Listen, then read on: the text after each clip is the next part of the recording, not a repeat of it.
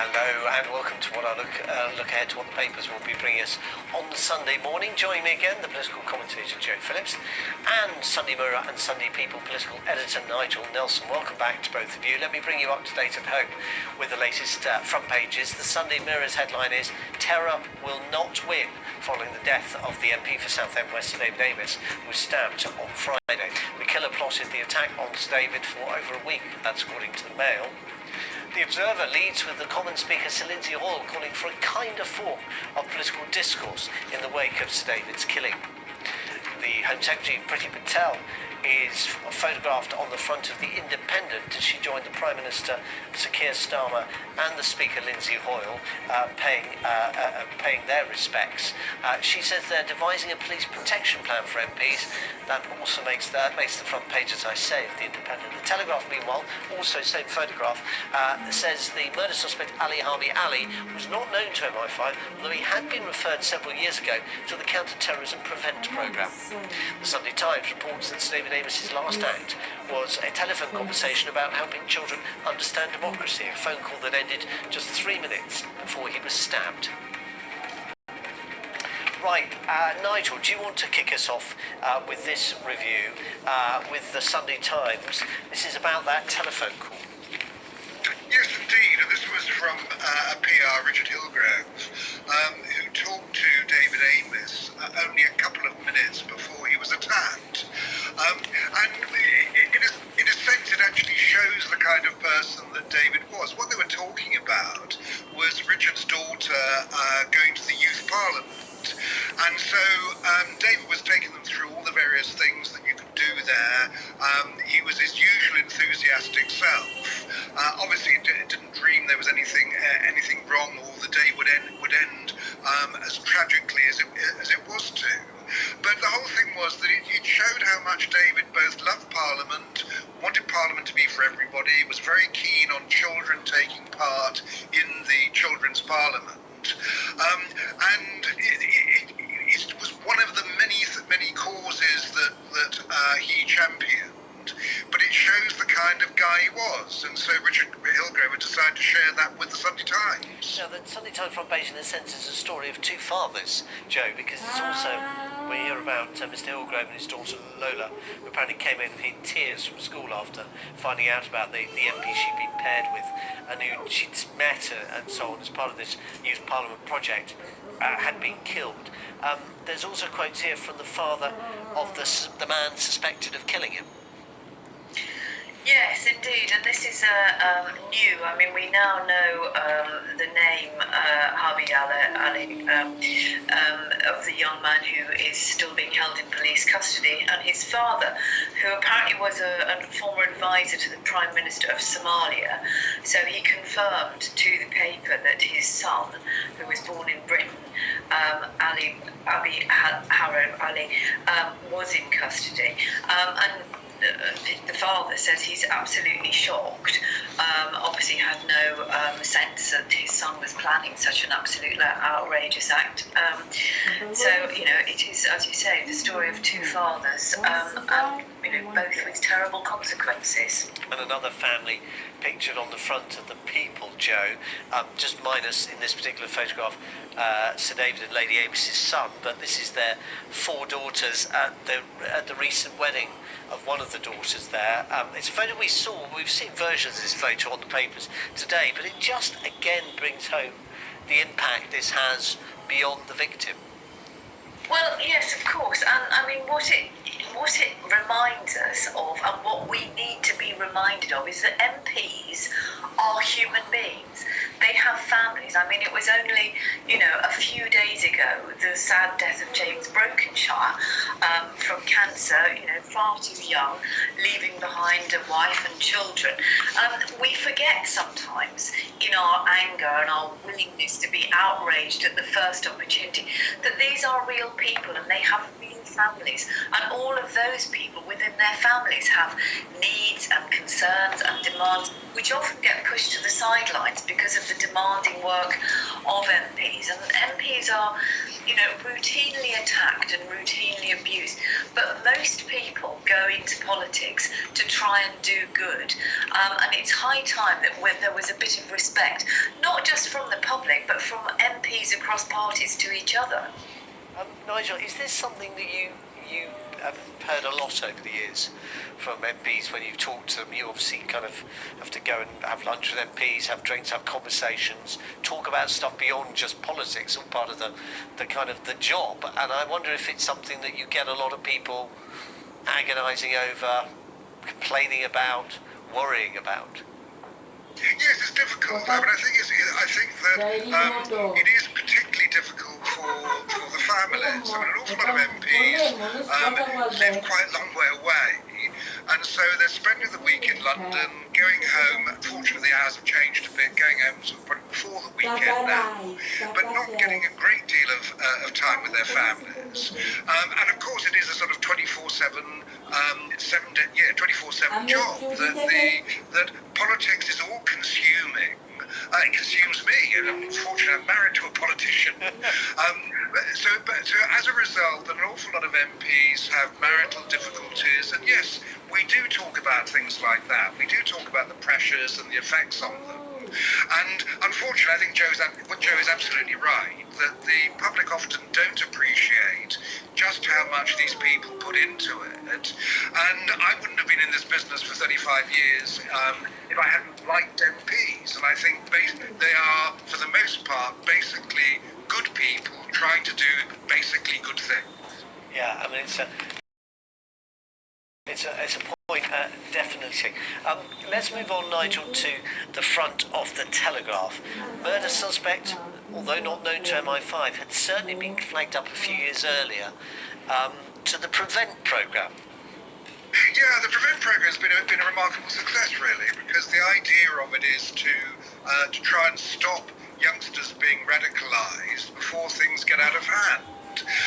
But we're not quite sure, obviously, in this case, what that actually means, because it could be a teacher who decides that he or she is worried about something in a pupil and then sends them off to PREVENT. It is interesting, I think, that as far as the Sunday Telegraph sources go, that this man was not known to MI5. One of the problems about the MI5 watch list is it's about sort of 3,000 strong, and there are an awful lot more people who might be a danger out there. But the way the list works is that 3,000 is pretty static. So what ends up happening is when one gets put on the list, somebody else falls off.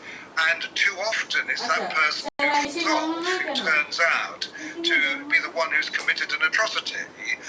And these are the problems that something like MI5 faces. There are an awful lot of people out there who would do us harm, and they just do not have the resources to keep tabs on them all. Just on this, Joe, there's been a lot of criticism over the years of the PREVENT programme about how effective it is, and I suppose this debate will surface again in the case of this young man, if indeed it is correct that he was flagged up, but yet, as is the suggestion, perhaps carried on having the kind of views or developing the kind of views, and we don't know that for certain yet, but that cause such concern. Well, yes, exactly. I mean, Nigel says it's been a success. I mean, there are others who would have a completely different view about it, and it's very hard to know, obviously, whether it has managed to prevent radicalisation or what that then leads to. And of course, it is very much focused on the sort of Islamic fundamentalist style of sort of terrorism or extremism. And yet we know perfectly well, sadly, that, Joe Cox was murdered by a white supremacist who probably wouldn't have been flagged up to prevent then in 2016. So, I mean, there are criticisms of it, and there have been some appalling blunders of, children being referred to PREVENT for completely wrong reasons, and some pretty daft things that, paramedics, for instance, are asked to report if somebody has recently grown a beard. Well, unless you're seeing that person on a regular basis, you wouldn't know, would you? So there's, like a lot of things, the bureaucracy and the wording and stuff probably isn't as good as it might be. But, if it stopped one attack, then it's worth it. There will be questions asked, but we still don't know what the reason was and why this man attacked or allegedly attacked David Amis. I mean, there is some concern and some comment that he might have been radicalised during lockdown, spending more time online, that sort of thing. There's a Somali connection. Al-Shabaab is quite prevalent in Somalia and Kenya. So there's many questions that will have to be answered at some point. Nigel, I suppose that's the other problem, isn't it, for those who think Prevent has been a good scheme, is how do you prove a negative? How do you prove the number of people who, as a result of going through Prevent, have not ended up being radicalised or have been steered away from bad things they might otherwise have done? Yes, that's absolutely right. I do think that the programme has been an overall success. But yes, it is very difficult. If something doesn't happen, you can't prove that that person was actually stopped from doing it because they went on the Prevent programme. I think what is important is that enough people are watching out for young people who might be being radicalised, and it is right-wing extremism too. There are many youngsters who've been drifting towards the right, who Prevent has helped, and if that was able to stop them joining a right-wing organisation, possibly a banned one, that must be a good thing. But no, you're absolutely right. I mean, there's no way of actually proving that it works, because the results only come from the failures. Also on the front of the Sunday Telegraph, Raab to revamp Human Rights Act to avoid Strasbourg dictating. If he does, he'll succeed where his predecessors have failed. Yes, this has been going on for, it feels like forever, doesn't it? Let's get rid of the Human Rights Act, which of course we were party to, and it's been in existence for decades now. Dominic Raab, the newly appointed Justice Secretary, is no fan of the Human Rights Act, and in fact said he didn't believe in it several years ago. This is an interview with the Sunday Telegraph, pretty much saying the same that he said at the Tory party conference, and using the usual rare examples of people not being able to be deported, criminals, because they have a right to family life. But, very conveniently glossing over the fact that the Human Rights Act has brought justice to many, many people, including the Hillsborough families, the Mid-Staffs Hospital deaths families, the women involved in the so-called spy cop, undercover police controversy, and many other things. Yeah, Nigel, what do you make of this story? Well, I thought that Dominic Raab at the Tory conference, when he first mentioned this, was just playing to the gallery. And clearly from this interview he wasn't. He's actually determined to do something about the Human Rights Act.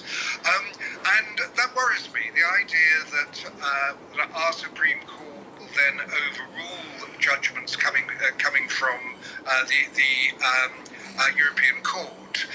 Obviously not part of the EU, I hasten to add, but the European Court of Human Rights. It's really quite disturbing. I like the idea of having a dispassionate board of judges from several nations deciding on whether human rights have been breached. It seems the fairest way of doing it, and that's why I don't like the idea of being brought back in-house. Okay, Nigel, we're going to end on the Rishi Sunak worried about the economic damage and potential loss to foreign countries of investment that might otherwise come to the UK if we pursue our zero carbon ambition too vigorously. Well, these are the problems that the Prime Ministers and Chancellors constantly face, because the Prime Minister wants to spend, the Chancellor wants to save money. However, if we're going to be serious about climate change, it's going to cost. And estimates range from something like we need to spend another £50 billion to £200 billion. pounds on making Britain a greener place. So the question comes down to, and Rishi Sunak is the one to answer it. Does he believe in stopping climate change, or doesn't he? Joe Phillips, this is about zero carbon. We're being told that is no longer even ambitious enough. Well, exactly, and I think this week, possibly even on Monday, the government's due to publish its net zero strategy, which will be about heating and housing, and there have been a few leaks and a few briefings talking about £5,000 grants for people to get different boilers, that sort of thing. I mean, it remains to be seen what the government strategy is, because it doesn't have a coherent strategy on public transport, particularly outside of big conurbations. Public transport outside of big cities is pretty non-existent, extremely expensive, so many people are dependent on cars.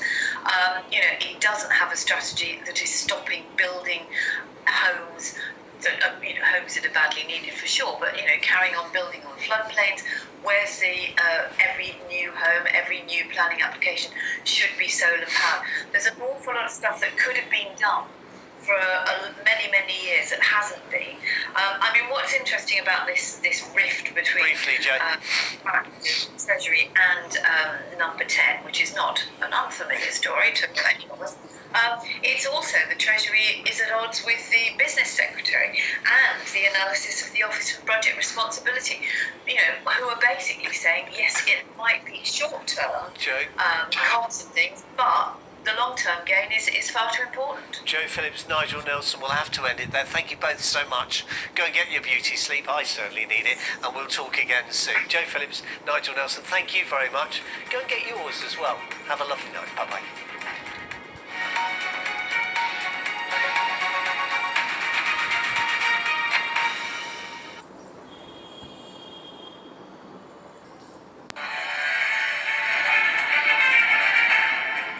ATP, so on today.